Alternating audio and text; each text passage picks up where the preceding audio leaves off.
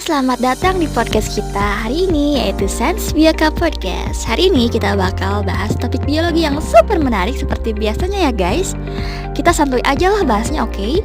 Kali ini kita bakal ngobrol tentang interaksi antar organisme. Sebelumnya, gimana kabar para sobat Sans Bioka semua?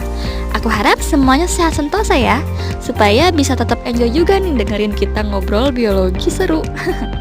Oke, sebelumnya aku Joy, yang ternyata hari ini nggak sendirian, sebab podcast Sans Bioka kali ini kedatangan tamu.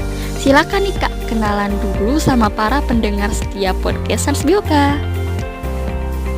Oke, halo semuanya, apa nih sebutan legendnya tadi kak? Oh, sobat Sans Bioka ya.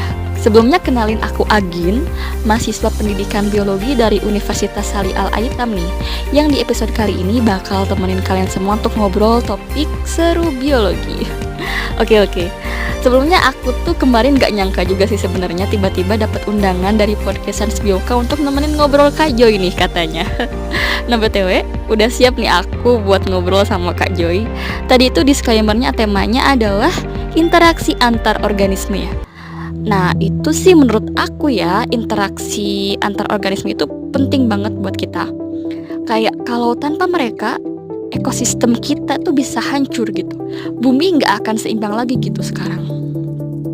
Nah that's right ya, bener banget kak. Contohnya ya ada hubungan simbiosis nih.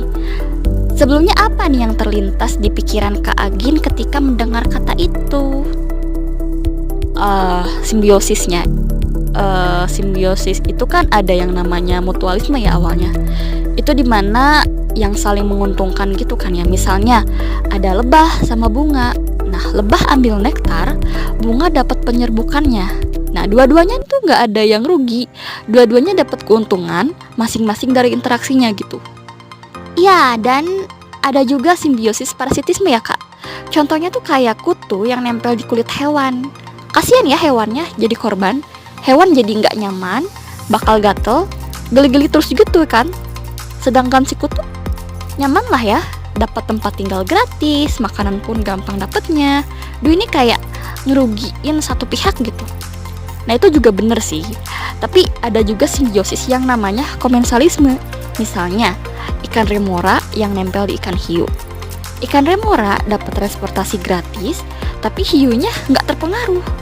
Ini kayak satu pihak dapat untung, sedangkan yang lain kayak B aja gitu sih.